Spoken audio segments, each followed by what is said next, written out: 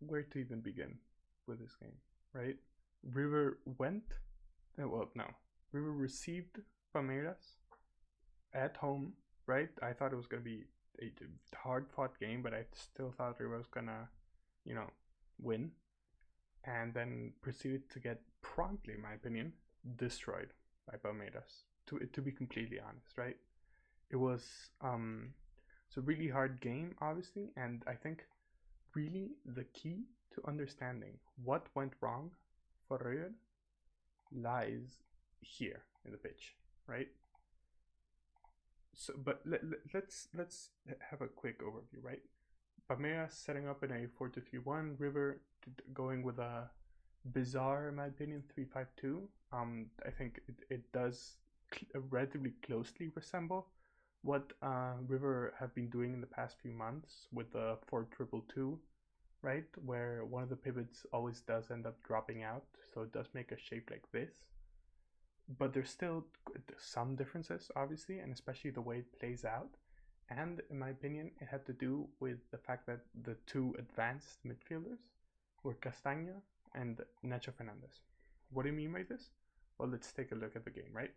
So, this is obviously River right here. The three, the five, weird five, and then two here, right? With Salas and Driussi over there, right?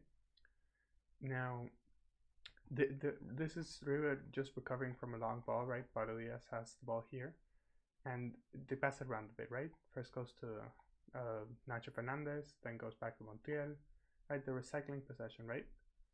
The problem is, right? Look at the midfielders, right? This is the back three. Montiel, the width is deep, really, really deep, right? And there's a reason why you don't usually see this in back three systems, right? With the wing back so deep, is the fact that they need players higher up the pitch, right? They have the midfielders, right? This is the back three, right? These are the midfielders, right? This is actually the center forward. In this case, I'm pretty sure. Yeah, this is Driussi, I believe, dropping in, right? Because the midfield is way, way, way too deep, right? But this doesn't it doesn't improve even, right? And they're recycling the possession here, right? Midfield is still way too deep, right? Which means that in order to progress the ball, instead of being able to find a body around here, someone who's going to be able to free themselves from a marker, turn and attack the space, it's the wing back receiving back to goal, right? And there, Acuna does manage to turn, right? Kudos to him. But then the only connection he really has, because he can't go here because he's pretty tightly marked. And the midfielder for that side, Castaño, it is to the left, to the right of the center back instead of on the left side where he's supposed to be, right? Because he wants to drop in and wants to get involved. So there's just no support, and we would end up losing the ball here, even after having somewhat settled possession, because they just do not have the forward options, right? But you don't concede goals with the ball, right? So let's talk about what happened without the ball, right? Let's talk about Palmeiras' attack, right? So as I had talked about in my Substack preview, right? The Palmeiras is set up in a 4-4-2, or 4-2-3-1, excuse me. And usually what happens in the build-up is that one of the midfielders will drop in between the center backs. Fullbacks will push out wide, wingers will tuck in, and then usually, though on occasion, not always, Lopez, the number 10, will push forward with the striker, right? So here I have started seeing the merit a lot in the River system, right? Because by having the three center backs, you're preventing this overload, this 1v1 situation happening with two very tricky and somewhat physical players. Actually, Lopez is like 190 or something, right? So you have this, but what ended up happening was that the wingers were taken care of by the midfielders, right? And then you had everyone pushing up, and what actually ended up happening a lot is that Enzo Perez took care of the other winger, and Castaño was going forward to take care of the extra midfielder, right? So this does look somewhat good on paper, but then you realize that there's Evangelista here in the center of the pitch with no marker, right? And you see that's what leads to the corner that leads to the first Palmeiras goal, right? So here, right, Driussi jumping on center back, Acuña's ready to jump here, right, and then these two wingers, in reality, are being trapped, right? This is going through, but then Evangelista without a marker, and Castaño realizes this, but it's too late to jump on Evangelista, who can just receive the ball and turn and face forward. And at this point, Acuña believes that this is his man. That's not his man. This is his man, right? And he just ignores him, and then Nacho is once again too late to jump on the player. So the passes go through, and then Rivero is too late to jump on that player, right? And that's what ends up leading to the ball going out of play, and what leads to the corner in the back post, leaving Gomez free to score and to take the lead, right?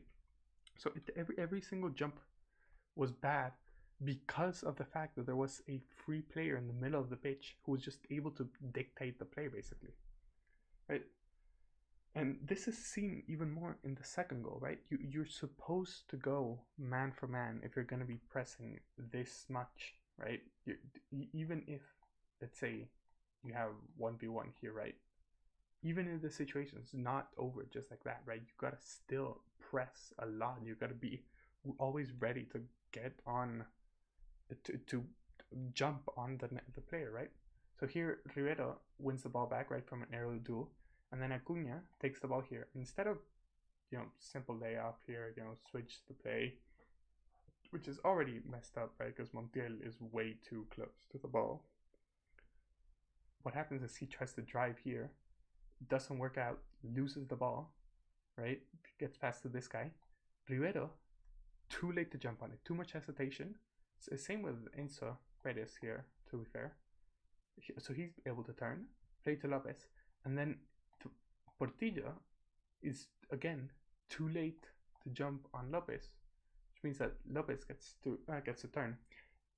And this is the one that frustrates me the most, because Pablo Diaz, usually a very good defender, just completely asleep here, right? This is not the position you want to take, right? Not only are you like the pass is not put under that much pressure, right? Because you're going backwards, which makes sense, to be fair. But Rivero's also going backwards, right? So maybe you should go for the man instead of just trying to defend the ball, right? But he's also stood in the wrong position, right? There's no threat on the outside. There's threat on the inside. Right? Victor Roque is a very fast player, which is why he gets past him. And then here, again, now he's going for the man. But now the man has the ball, so now you gotta go for the ball instead. So just completely asleep here in the position, right? He should not be on the right of him. He should be on the left of him, right? And I feel like even from here, you should be able to realize that, there's not that much threat going on the outside, because then he has to come to a complete halt to turn, right? So it just completely baffles me, right? Now, anyone who watched this game will tell you that the first half was one game completely, and the second half was a different one, which is absolutely right. The first half, River barely had more of the ball, conceded way more XG than they created, and conceded 2 big chances. But in the second half, 76% possession, right, prevented Palmeiras from even getting 0.2 XG, 0.02 XG. That's one shot from 25 meters in the 47th minute of the game. After that, nothing from Palmeiras, right? And they created way more XG, right? So, what changes did they make? Well, everything. They changed absolutely everything. So off came Enzo Perez, and off came Pablo Diaz. In came Martinez Cuarta, and in came Quintero. Quintero, again, should have started from the very beginning, right? I'm seriously baffled as to why he didn't start, right? And they were practically able to park Palmeiras right outside the box the entire half, which is something that I don't think I have seen River do in a long while, or at least like last time I can really remember something like that happening was the Mineiro game, actually last year, the 0-0. And what ended up happening is they changed the formation as well. They went back to the 4-2-2. Portilla became the sole number 6 in front of the two defenders. And then you had kind of a weird midfield 3 here with Quintero really just everywhere. Right? You could see his heat map. I should have had his heat map here. And Montiel and Acuna basically holding the width. And you had this, I described as a crab shape, right? You have the claws and the pullbacks, 2 eyes, you know. And basically what ended up happening was that a couple partnerships were formed here, right? So you had Nacho Fernandez and Acuna, where Acuna oftentimes was the one deeper, surprisingly. And Nacho Fernandez a lot of the time ended up taking spots out wide here, right? You also had Quintero and Castaño, which were basically controlling the game from there, right? Montiel here on the same line as the wing, as the center forwards, which like if you know Montiel, you know he does that quite a lot already, but it was still like super aggressive position considering this was the rest defense, right? So 3-player rest defense against an incredible team in transition, you know. So it was bold. You took the game to Palmeiras and ended up controlling it, to be honest, right? Here you can also see again this idea of the two controlling players really in front of the box, where Palmeiras were terrified in my opinion, right? This is 6 players defending just the last line of defense, right? And here is where I want to touch on something that I actually talked about in the preview to the game on Substack. Again, check out my Substack. Is that the two midfielders in Palmeiras system, oftentimes they have to jump on to the deeper lines in order to press, right? They're super aggressive with this, which leaves a bunch of space in midfield, right? So Anderson was actually following Montiel quite a bit. So when they pressed, right, the midfielders really jumped forward, and then Castaño actually ended up having a lot of space, which is what got him so involved in the game so late on, right? So here you can see the two midfielders are ready to jump further forward because River have the overload in the back line, right? Pereira is on Acuna, and then Anderson is actually all the way back there in the defensive line to cover Montiel, which leaves Castaño with all this space, and they find him with it, right? And they're able, and Castaño is able to find Montiel super high up, right? Look how far back the defensive line goes. They were standing here, and they had to draw back all the way there, right? And then this is the other aspect that I think changed a lot of the game, and that was simply the individual brilliance of the players that came on, right? The players that were able to perform better because of the system, namely Quintero, which here finds an incredible pass through to Montiel, which, yes, he is offside, right? But it's like, just like that, they do something that they basically could not do the entire first half, simply because Quintero is playing and because Montiel is playing higher up, and because Castaño is much more comfortable in back 4s than back 3s, right? Because he's able to find much more space to play in general, to dictate the game, right? And this another case of Quintero's simply individual brilliance, being able to find this ball to Salas, which he's not able to get under control. But another big thing about the front two, which in my opinion, as much as I criticize the 4-2-2, I think it does have quite a bit of merit. The fact that you have these two 1v1 battles, which if you win, you're like, your striker is in front of the goal, right? And these are two like pretty reliable finishers, right? So he's able to find Quintero when he came on, he was able to constantly find these balls, right? And Quintero, obviously, like I described him here as the center player, he did start on the right, you know, and because of the fact that Castaño was going from pivot to the right, it meant that a lot of the attacks that River had that second half came from the right hand side actually. And so that's something that, again, anyone who watched the game will be able to tell you. River just attacked through the right, basically the entire second half, right? Eventually, Borja came on because they just kept finding these crosses from the right hand side, and nobody was able to really meet them, you know. And so here again, you can see way more players on the right. And Palmeiras, like, they knew this at this point. They were practically playing a back five, right? And they were constantly shifting out to the right, which made so they're much more comfortable to play on the right, because even when the ball got to the left, like, yes, you could whip the cross in here, not a lot of space to do it. And but when there's not a lot of space to do it, you gotta have players in front of you moving around, right? Players to combine with. And Acuna really didn't have that, right? Especially when Lencina came on for Nacho Fernandez, right? Because Lencina, again, right-handed player, right? He wants to play in this right-hand side. He wants to kind of whip these kinds of crosses in, right?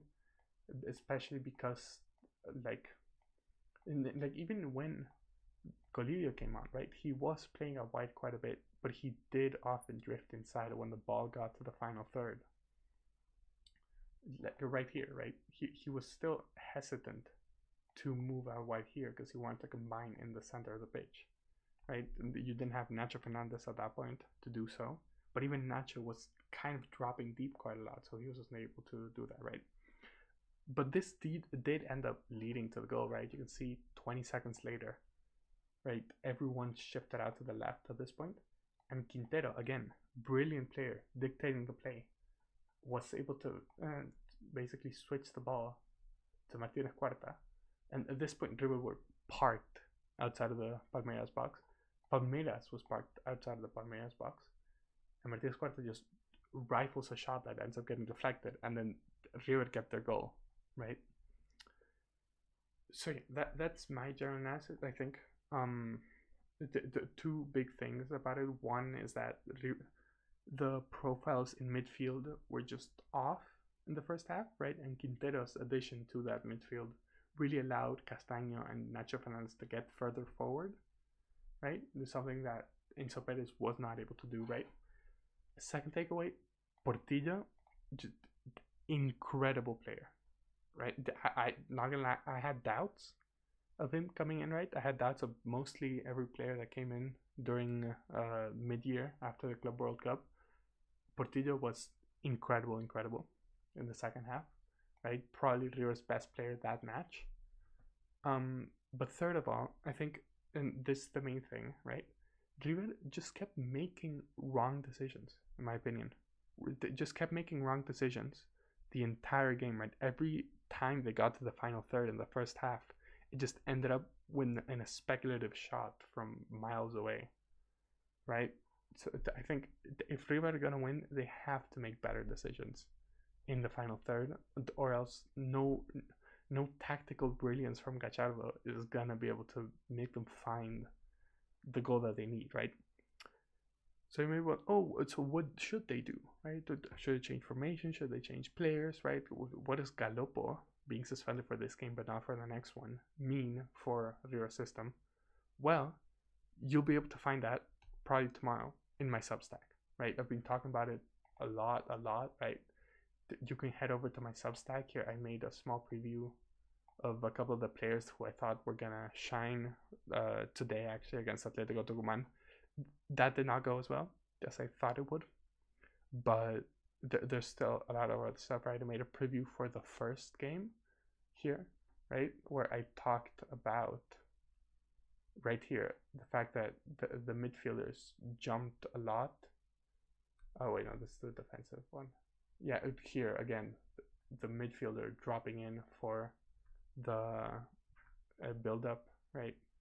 And here for the out of possession, right? Where the midfielders would push up. So I thought having the players in the center of the pitch would allow River to really progress the ball and really find a lot of space, right?